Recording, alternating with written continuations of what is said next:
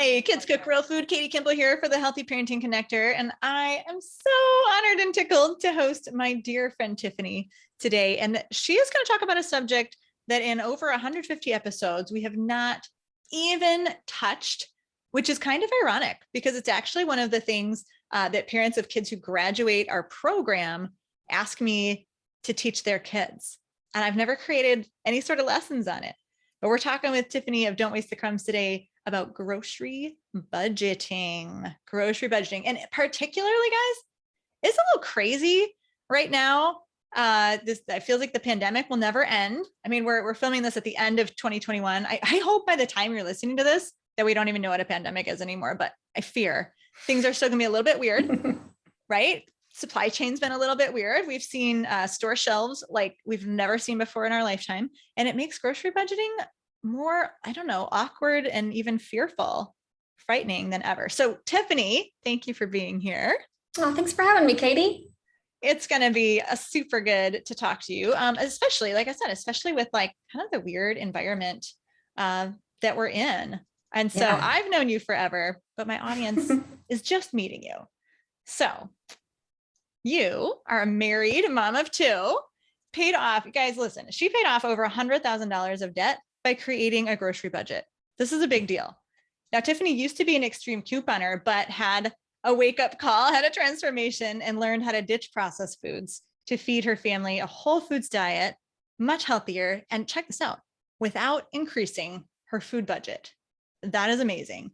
Over 2 million people visit her Don't Waste the Crumbs blog every year, enjoying her family-friendly recipes, many of which, by the way, we love to make, especially my daughter, Leah, affordable meal plans and grocery shopping tips and tricks. Tiffany is a grocery budgeting expert, and she teaches her tried and true grocery budgeting system in her course, Grocery Budget Boot Camp.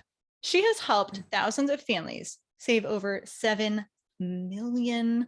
And that is why she is here. So first, let's start like big picture. Why should we even care about grocery budgeting? Like, what's the point? Yeah, loaded question. I think that we need to care about a grocery budget for, like, no matter how much money you make, we're called to be good stewards of what we have. We want to be responsible adults. We want to take care of what we have. And that kind of goes with like not going to the grocery store and being willy-nilly with your money all the time. Now, for those of us who are on a budget, it's even that much more important because every dollar, every penny nowadays is counting. And so if you don't know how much you're spending on something and you don't know where your money is going, then how can you save? It's like trying to run a race and not knowing where the start line is. You can't just go. You have to have some boundaries. And then from there, we can cultivate your budget, work within it and expand it and reduce it and hopefully shrink it and save it. Yeah. And I mean, we heard a little bit about your story and your students and how much money people are saving. So like for you, how has knowing your budget, watching your budget, staying inside your budget really like benefited your family? Yeah, over the years, so grocery budgeting, just so everybody's on the same page here, it is not a linear thing. It is not like A to B and boom, it's done. It is up, down, around in circles, 2 steps backwards type of thing. It is constantly evolving. But I think over the years, having a budget has taught us how to say yes to what's important, having to say no to what's not important, and really having to keep our priorities in check. When you are wanting to spend money on things that's good for your family, like organic chicken or grass-fed beef, sometimes that means saying no to other things that you may love. Like you may love Oreos, you may love, ice cream. But when you only have a certain amount of money, sometimes you have to say no to certain things to say yes to others. And that's to tie it back to our story. That's what we had to do for a long time, was say no to a lot of things so that we could save money and pay off our debt. And doesn't that feel good? Oh, it feels so good. It feels so good. Amazing. So like personally, I'm probably not a very good example of grocery budgeting. And so that's good. Like everyone can watch you like rehabilitate me live here. I feel like I'm like always the crash test dummy. I feel like for me, like I always just try to make good choices. Like I'm going to try to save money in savvy ways when I can. So I'm curious when you talk about grocery budgeting, right? So like for me, grocery budgeting is like saving money. But do Yeah. you recommend people use like a literal budget, kind of like a cash envelope system or the digital equivalent? Yes.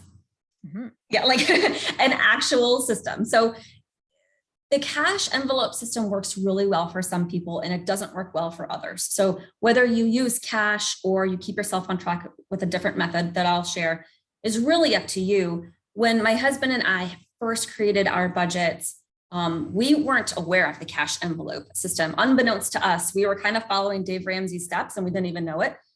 And so we would go grocery. So we created this budget and it wasn't willy-nilly. There are logical, well thought out steps to creating a budget. But once we had a number in mind, we would go grocery shopping and I had a planner like most moms and professionals do.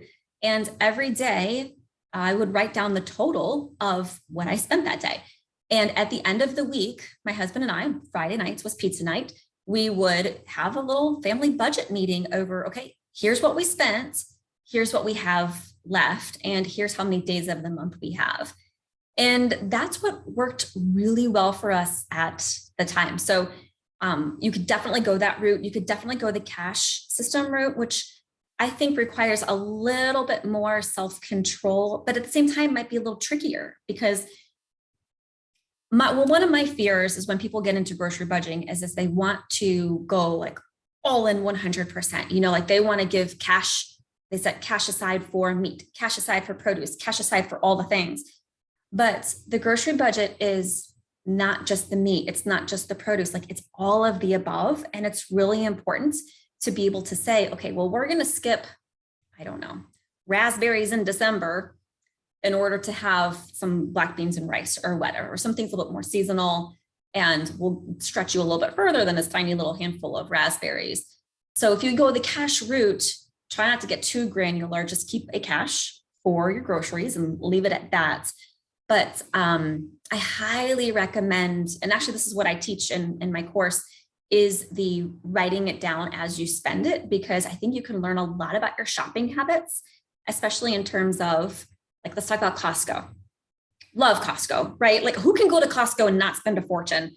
That's well, I was laughing and cringing because when you said writing down what you spend as you spend it helps you understand. And I was like already thinking of a story from Costco. And then you're like, let's talk about Costco. I'm like, dang it. She knew. So what did you want to say about Costco before I tell my terrible story?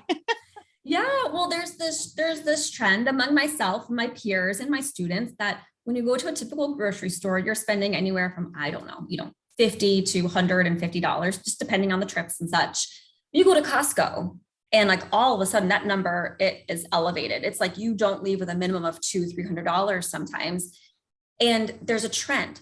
When I go to, I should say trend and correlation. When I go to Costco, I spend more money. And so writing it down in terms of this is where I went and this is how much I spent lets you see those spending habits. So when you're really trying to save, perhaps you say, okay, I'm not going to go to Costco this month, just 30 days, we won't go through withdrawals. We'll be okay.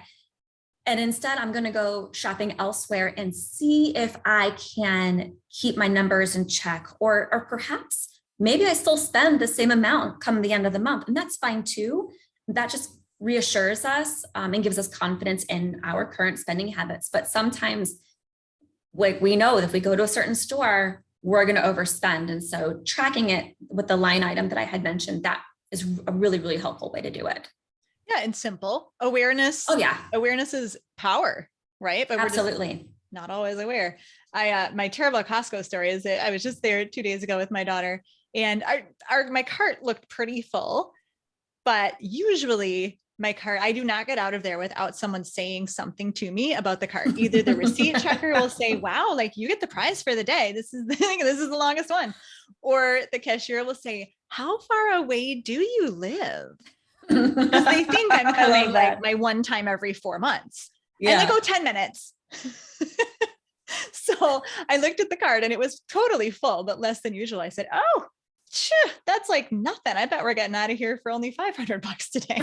It was $525, but usually Usually it's over 6 because there's a lot of us in our family. Yeah. But that's okay. When you want to eat a certain type of food and you have certain number of mouths to feed, it is okay for your budget to be different than the person who is, who doesn't have the same food priorities, who may only have a family of 2. Like the budgets are going to be different. And that's something to keep in mind too. It's so, so important that you don't compare your grocery budget to anybody else's, because no other family lives like you do. You have a different house, different dietary needs, different nutritional needs, different number of people, even different preferences. Like my husband doesn't like ground beef. So for everyone else who's like, hey, it's burger night, like, no, not really. So it's just so many different factors that if you try to compare yourself, you're going to end up feeling less than. And we should never feel that way when it comes to us doing our best with what we have. And that's what I love about your programs, is that they're so flexible, right? You don't like cash envelopes, don't use cash envelopes, do something else. You give lots of, you give lots of options for people's personalities, for people's budgets, family size, eating styles. Now, speaking of comparing, I am going to ask you to compare yourself. What does set the way you teach grocery budgeting apart from something like coupon sites or Dave Ramsey? Yeah. So as I mentioned, Dave Ramsey, I know of him now, didn't at the time. And to the best of my knowledge, he doesn't go into specific budgeting categories. He's very broad. He's like, you need to, obviously pay off your debt. And then you pay off this, and then you can have everything except your mortgage. But when it comes to how much money should I spend on gas? How much should my mortgage be? How much, all these other questions when it comes to money, that's where my course Grocery Budget Bootcamp fits in and is different, because we literally hold your hand through point A to point B, step 3, step 4. You could easily go to Google and Pinterest and search for how to save money on groceries. I mean, I've done it for years, and I still do it to this day, thinking I'm going to come up with something different. And the reality is you're going to find checklist after checklist of top 10 ways, and you're going to hear the same top 10 things, and they're not bad things. The problem is when you're following just a checklist of do this, do that, it's not really strategic. It's not well thought out. Your efforts become kind of scattered.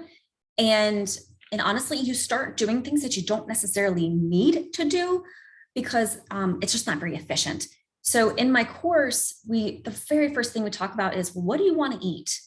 Because that, before we even talk about what you're going to spend, we need to know what you want to eat. Because if you want to eat 100% organic, top of the line, everything, then your budget is going to look different from someone who's very okay with buying conventional everything. And if your family has 8 people, that's going to be different than, 2 people. So we start there, and then we talk about a number for your budget, and we move into, well, where's your money already going? And then it just kind of goes forward from there. And yes, we talk about meal planning. We talk about buying in bulk, and we talk about the shopping list and shopping strategies and being organized and cooking from scratch and all those things. But the difference is, with Grocery Budget Bootcamp, you walk away with a well laid out system. Start here, and then this, and then this, and then that. So you're not really throwing spaghetti on the wall and seeing what sticks. By the time you finish with the course, you know what works for you, and then you only do what works for you. And then you ignore the rest. You kind of put on those blinders. Yeah, because who wants to waste spaghetti throwing it at the wall when you're trying to save on your grocery budget, right? Exactly. Use the system.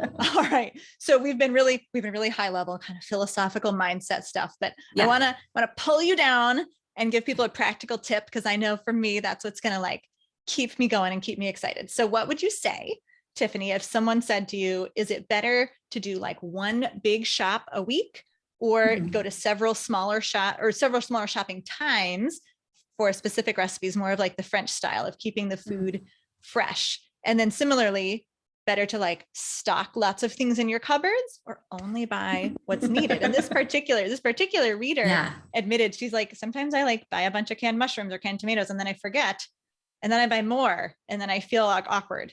Yeah. So what do you say to that? Yeah. So my first response is, if you're okay, so specifically to the reader who mentions the canned mushrooms and all the things that she keeps buying more of, that is an organization problem. That's not a buying problem. That's organization, which we talk about in the course. In regards to buying in bulk versus buying fresh, I'm sorry, shopping in bulk and shopping fresh, the answer is yes to all of the above. There is no right or wrong way to shop. That's kind of the catch and the beauty of the course as we walk you through what method do you like most. Personally, for a long time, we shopped once a month. I made a meal plan for 4 weeks. Yep, I know, it was crazy. We shopped in bulk at Costco, did all the things. And then the only thing we bought on a weekly basis would be produce, minimally, because we got a lot of that at Costco as well, and any dairy things. And I tried intentionally having a like a mid-month shopping trip that was really small.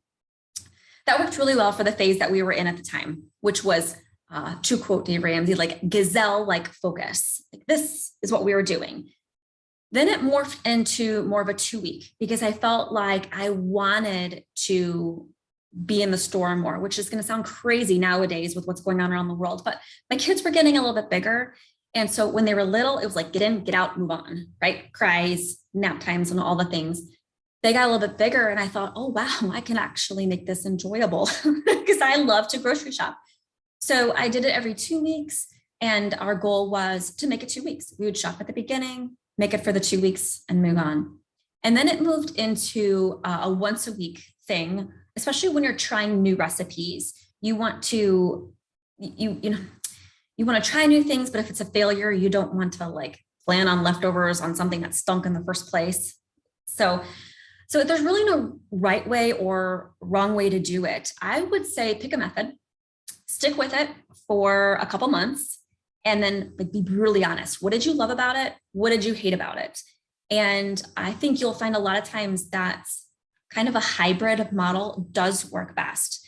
So right now, my own shopping looks like on a monthly basis, I am replenishing the things that are in my pantry that I know we eat without fail. My husband is on the Walls protocol, so it's a lot of fat right now. He's on a healing diet, and he goes through half of a can of coconut milk every day.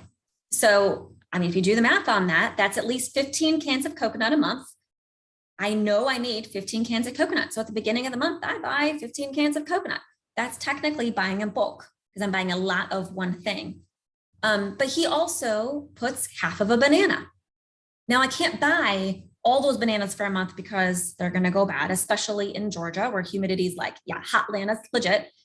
So I buy those more on a weekly basis. So it's okay to find a hybrid model of what works best for you. You don't have to pigeonhole yourself into one or the other just because some random person on the internet says this is what you should do.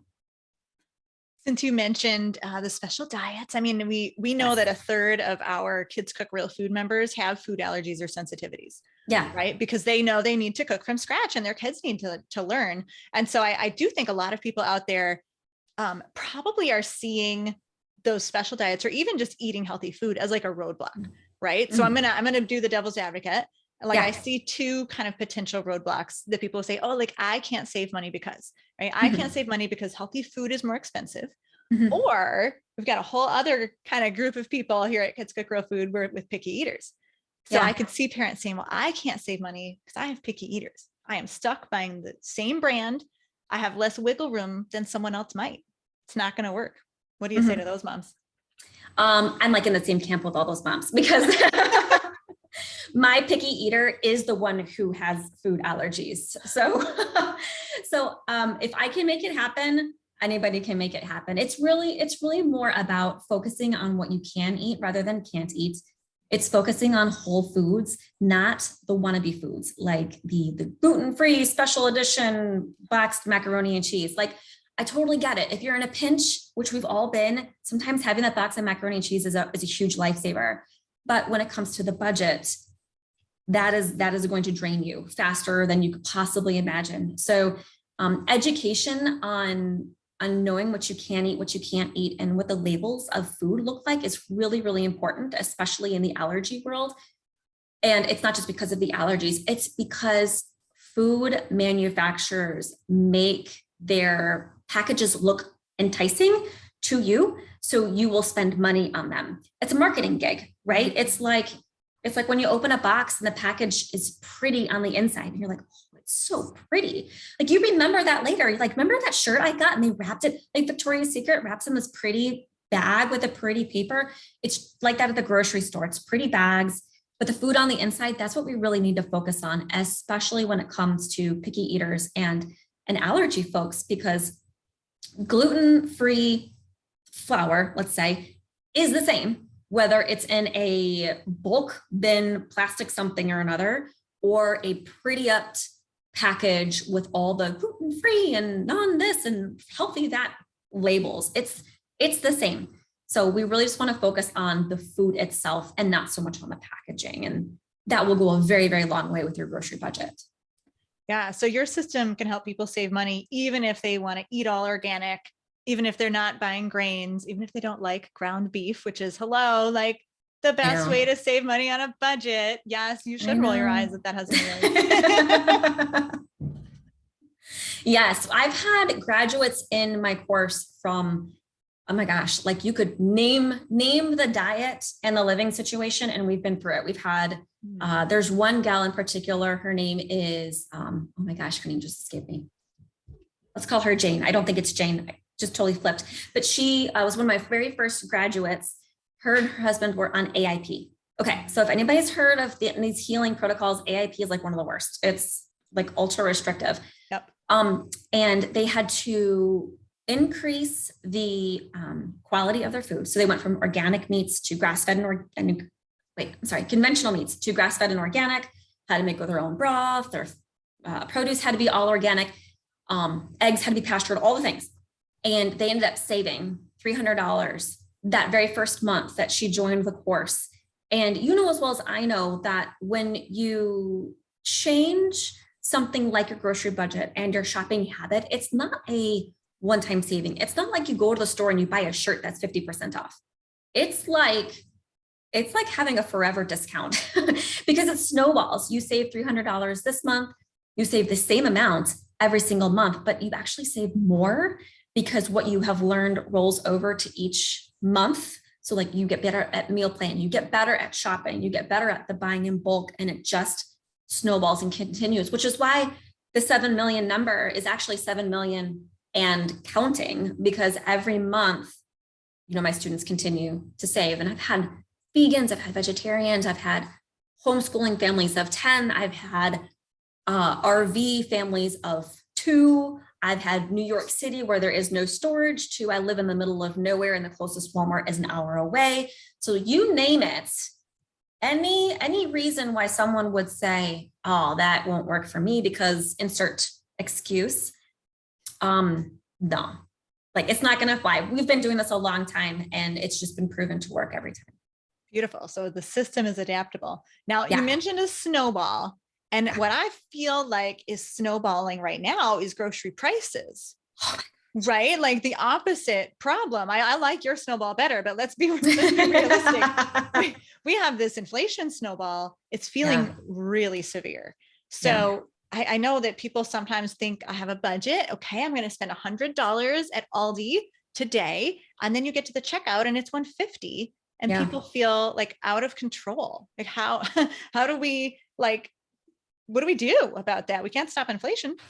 Right. So a couple different things. One, we want to take a deep breath because we get to the grocery store. I remember last year going to the grocery store and there was no bread, no flour, no yeast, no eggs, no bacon. And I was like, what do you mean no bacon? Like, how can there, I've grown up in the grocery store. That's all I know. My parents we were suburbans. We did not do farmers markets. That's where I got my food. Obviously I've matured just a little bit, so I know where food comes from, but this is the first time something like this has ever happened in my lifetime. So it's natural to want to panic. So it's really important that we counteract that with just take a deep breath. Okay. You're not alone. You are not the only one who feels this way. Inflation and increasing food prices is affecting everybody. So we're all in the same boat. So take a deep breath. Second, I would say the way you view your grocery shopping, both in the store and at home, is super, super important. We want to make sure we first have an attitude of gratitude and contentment instead of the opposite, right? We want to say, oh my gosh, there's none of this, so let me get all of. And that's not going to do us any good. We're going to spend a lot of money, first off, which we don't want to do. And second, we're going to stress ourselves out because now we have all this food at home that we don't know what to do with, and it's going to start going bad. So we actually accomplish the opposite of what we want. Third, I would encourage those who are freaking out, which is myself included. If I'm going to be honest, I go to the store, it's not easy, but to ask yourself the question of, well, what if my budget was zero? So we often start with, my budget is X amount of dollars. Let's just say my budget is $500 for the month.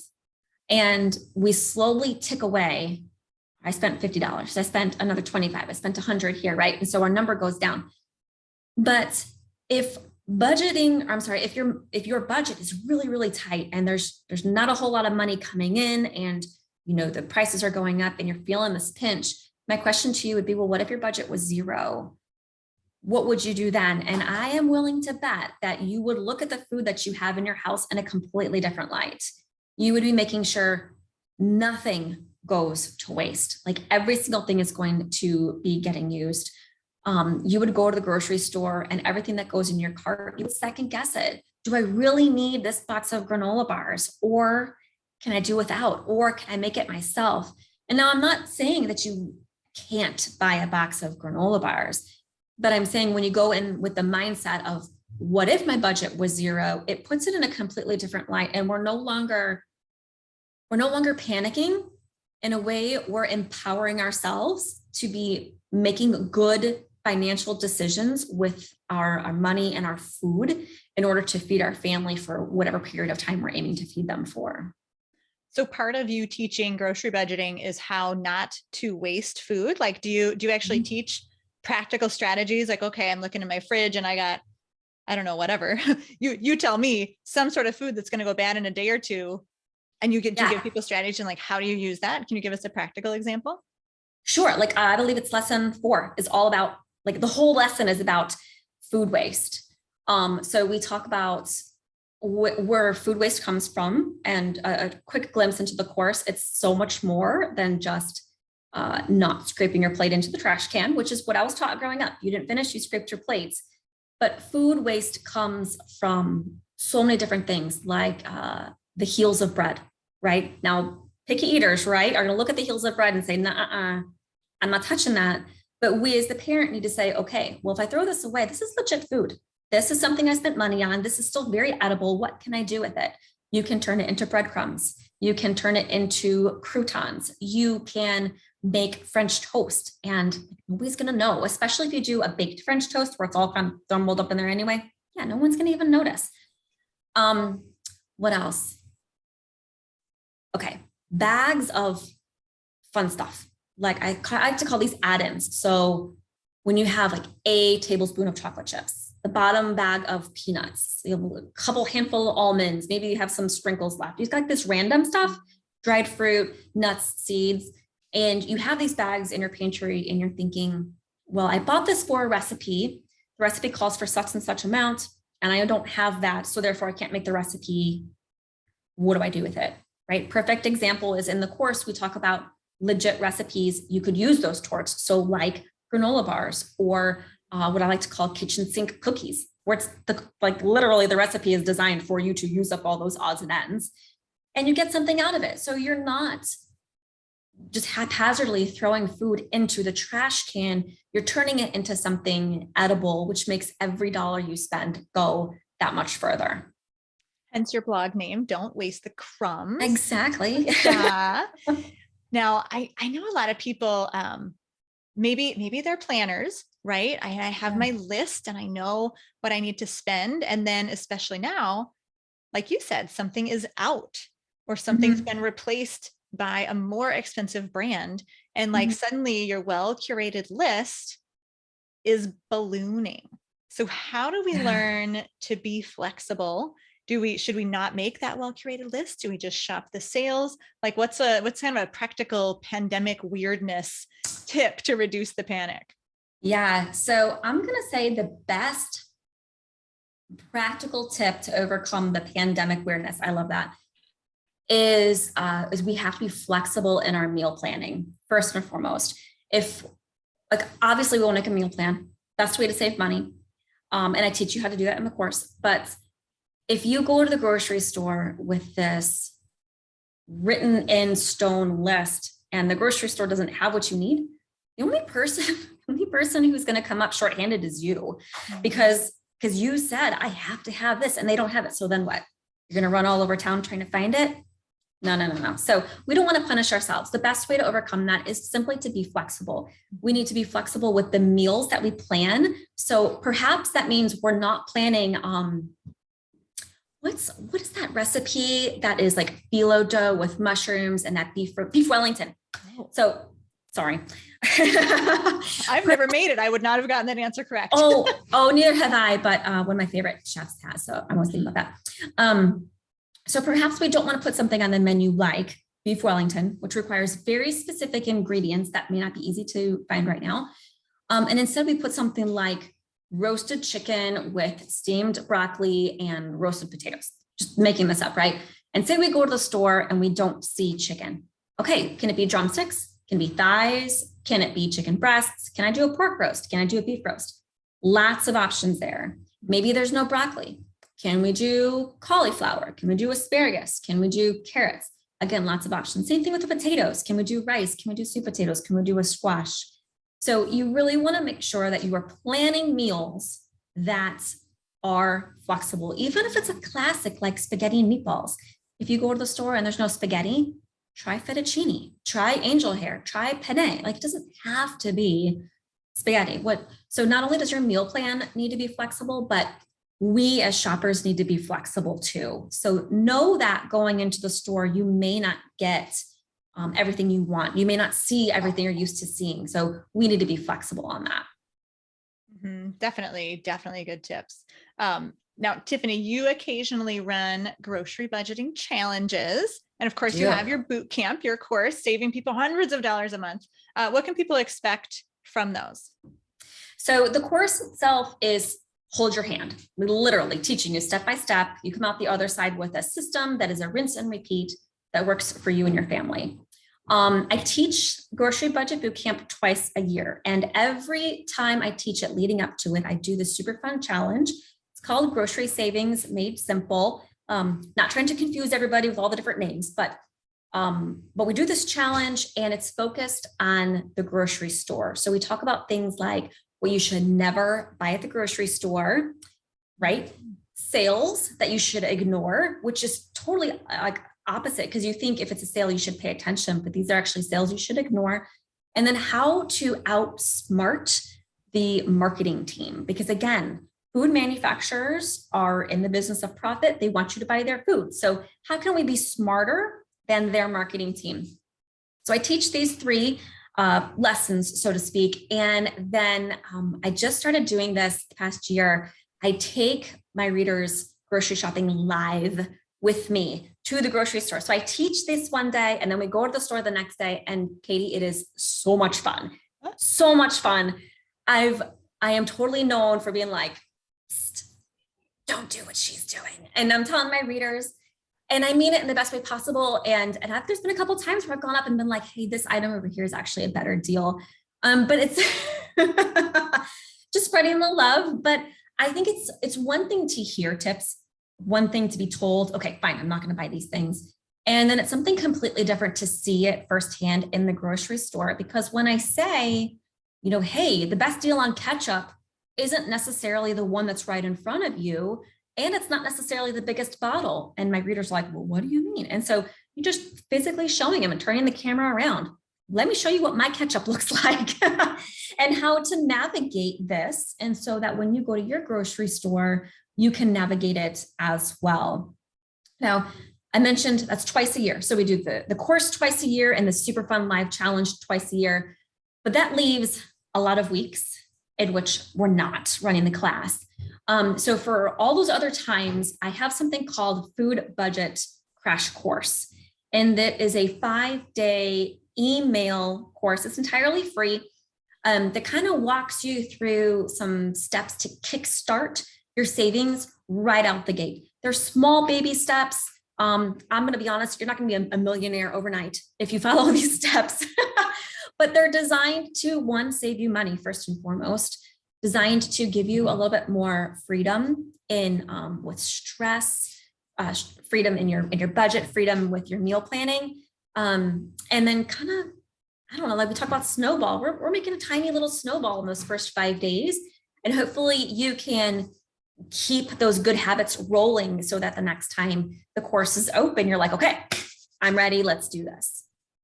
Oh, cool. And just to be really clear, Grocery Savings Made Simple is completely free. Like you Yes. can go with Tiffany to her grocery store. Let's go. Man, I wish I lived in your town. And like, I just can't imagine being like a normal human being in your grocery store and seeing you like talking to your phone. But I guess, I mean, maybe in the age of Instagram, it's like normal, but it's so much fun. I would love to do it with you, Katie. Oh my goodness. I love that. Because I'm your friend, I think you'll forgive me for asking this, but you have to tell us one of the sales we should ignore, because I can't stand the curiosity loop that you opened for me. Just tell us one. It's free anyway, right? Yes, it is. I know. I'm trying to remember them. I'm so mean. No, it's okay. One of them that I always ignore is buy this and get that free. And this is really common with breakfast items. Buy eggs and get sausage for free. So you really have to do the math on that to see if it's even worth the buying aspect, because what they will do is they will have you, okay, so I'm gonna get kind of math nerdy here, is they're gonna have you buy the thing where they make the most amount of profit and give away the thing that has the least amount of profit. Odds are the thing that they're giving away isn't something that they sell a lot of anyway, right? So they're trying to entice you with, oh, it's free. But the reality is, well, I wouldn't really actually buy that anyway. But what happens in our brain is we say, oh, it's free. Well, let me go ahead and buy the eggs. I mean, I know we need eggs. So maybe like that, buy a Pop-Tart and get Coke for free. I don't know. But the reality is, oh, I don't really think I would actually buy that Pop-Tart, but I'm getting the Coke for free. So it sounds like a great deal. It's totally trickery in our brains. So anytime I see that, it's like, red flag, cross it off. Don't even bother. Just stick to your list and you'll save more money. Nice. And I assume that the eggs they would ask you to buy would be like the name brand, kind of the upcharging eggs. Usually, yes. Yeah. Very rarely have I ever seen buy store brand cheapy eggs and then get this other thing for free. It's definitely like you said, the upsell and extravaganza eggs and I mean, odds are you wouldn't buy them. I mean, if you're going to buy expensive eggs, you're probably going to get them from your farmer or from the farmer's market. You wouldn't get them from the grocery store anyway. And then, and then the rest becomes history. Just skip them all together. Right. So this is not couponing, this is not processed foods. And that's what I love about it. Obviously at Kids Cook Real Food, we kind of have a mission here. And so Tiffany's system will work whether you're shopping at the farmer's market, the farmer, whether you garden here and there, right? No matter how you eat, no matter how many people are in your family. But Tiffany, I always like to end with sort of a message of hope, something really positive. So what do you want to say to people who are stuck in freeze mode right now, who are just kind of paralyzed by this idea that the grocery prices are going to keep going up while their income might not be? Okay. So my message of hope is actually kind of a funny story. I think you've heard it before. We've been friends for long enough. I probably told it to you twice, if minimum. A long time ago, my husband and I, this is when we were at Gazelle focused on our grocery budgets, and we were getting ready to go to a church potluck. And I opened up, so back in my couponing days, okay, so keep that in mind, no judging. I opened up my pantry and I'm like, oh my gosh, we have nothing to make. We have what am I going to do? And it hit me like a ton of bricks that, hello, Tiff, I had cabinets full of cake mixes and, tuna helpers and this and that, all the kinds of things where you just add water and boom, it's the instant meal. And I couldn't believe that I thought we didn't have any food. I was kind of like, shame on me. And so I looked over at my husband and he kind of gave me this, the husband look of, are you seeing what I'm seeing? And he says, do you think we can go a week without grocery shopping? And I said, like there's that's inside of me. I was like, oh, but, I was like, I didn't think we could. And he's like, I think we'll be okay. Let's just see, we'll give ourselves permission. Do you think we can? And I was like, okay, we'll give it a go. And that 7 days turned into 33 days without grocery shopping. Wow. And now that was like your pre-produce loving time though. Yes and no. So we had some weird rules at the time. We called it our no spending challenge. And our rule was we could not spend money out of our paycheck on food. But if, and so again, my couponing days. So I was getting some Ebates checks. If I was taking huge advantage of like Black Friday rebates. So if like I got like a $4.16 rebate check, we're like, woohoo, let's go get some bananas and onions and potatoes. So, I mean, our goal really was just to eat the food we have. And I think that's the message of hope I want to give your readers is you have more food than you think you do. Now, that star caveat, there's probably a handful of people who legitimately have very, very little food. But that is the minority. So I am speaking to the majority here of most of us can go a handful of days without going grocery shopping and we'll be fine. Meals are going to look weird. Let's just get that out there. But when financial times are tough and like the money's just not coming in, like there's only so much you can do. And your best bet really is just to steward what you already have well. And that's not just what you plan on spending at the store, it's what you've already spent at the store. So go through your pantry and eat it. Start making some things. And of course you can supplement, go get some milk, go get some bananas and apples for sure. But don't feel like you have to constantly spend $100, $150 at the grocery store every week that if you don't have this huge variety of vegetables that something's wrong. Like, no, it's really okay. You just eat the vegetables you have. When you get down to like a potato, then you can, go get a couple more. But I think that when we go into the store and we see the prices going up, it's that much harder to fight that emotional and mental battle because it feels like it's so heavy on us. So if you can stay out of the store, like do that by all means, but also just steward what you already have, eat what you have. And then beyond that, when you do replenish, focus on simple whole foods, aim for inexpensive meals. Like now is not the time to be serving filet mignon and all the fun things. This is the ground beef time. We can swap husbands for a little bit if you want, and I'll take advantage of the ground beef sales.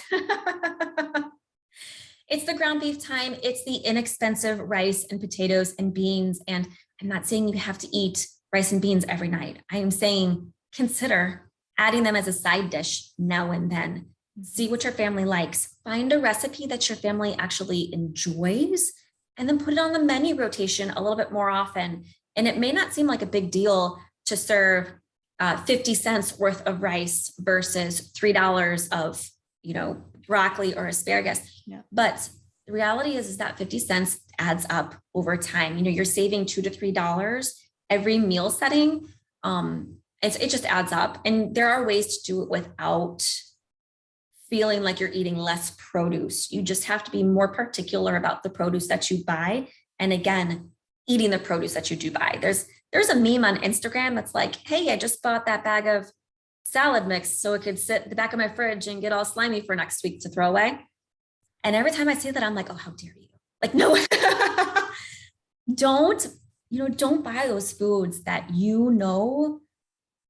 that your family won't eat or you will end up throwing away. Just don't buy them. Skip it. It's okay. Like the world's not going to come chase you down because you didn't have lettuce this week. It's not the end of the world. Buy something else. And cabbage is so much less expensive than lettuce and not unnutritious in any way. It's got a ton of vitamins and minerals and phytonutrients and all that stuff. There's another meme that I'm sure you would love too, is that one where the person's looking in the fridge and going, I wish I was the same person I was when I was at the grocery store and bought all these vegetables, right? Because sometimes you're not that motivated to like use them. Yes. But yes, aligning your people, aligning your grocery shopping self and your meal planning and your cooking self. And I mean, I think more than anything, Tiffany, what you just gave us was a good exercise. Like, even if you don't need to stay out of the store, even if you don't need to, really scrimp and save, what a great exercise to say, I'm going to do a 10-day no grocery shopping challenge. Because how do you learn to be flexible? You force yourself to be flexible. Absolutely. Absolutely. It wasn't until we like literally were broke. I mean, at the end of the month, I think we had $10.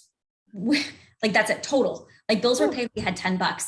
And it wasn't until we got to that point where my husband and I are like, okay, something has to change. Because up until then it was like, oh, we'll just do whatever we want. And I think a lot of people have been in the we'll do whatever we want phase for a long time. But now with just the economy being different and uncertain, that we're kind of waking up to, well, maybe I shouldn't do whatever I want. Maybe I should be a little bit better with my finances. So it's okay to pinch those pennies a little bit more. Like you said, let's put ourselves under that pressure to be creative, to think outside the box, to have to know what it's like to not run to the grocery store when you run out of cinnamon. Like, you have to come up with plan B. And so this now is a great time to do it. And we actually talk about plan B in the course too. It's nice. Yeah, it's kind of something I force my students to go into, like, okay, well, what if this doesn't work? What you gonna do? And they moan and groan. They're like, oh man, you're making me do this. But they get up to the end of the lesson and they're like, that was the best lesson ever. Because now I'm not worried about this. I'm not worried about what I buy. I'm not worried about, what I had already purchased. I have plans and nothing's going to go to waste. Yeah. Raising awareness and increasing your skill set is exactly the recipe for not worrying. That's great. Yeah. I love it. Always a pleasure. Tiffany from Don't Waste the Crumbs, founder of Grocery Budget Bootcamp, dear friend of mine. I could just chat with you all day, but I know everyone is listening, so we should probably not. Anyway, thank you so much for being here. And friends, we're going to send you over to the crash course, or we'll send you to the challenge. We'll make sure whatever's going on whenever we share this interview. I am Katie Kimball from Kids Cook Real Food for the Healthy Parenting Connector, and we'll be back next week. Probably won't save you as much money, but at the end of the day, we just want to feel like great parents. And part of being good parents is stewarding, right? Being that example, teaching our kids to be good stewards as well. So thank you again, Miss Tiffany. Thank you, Katie.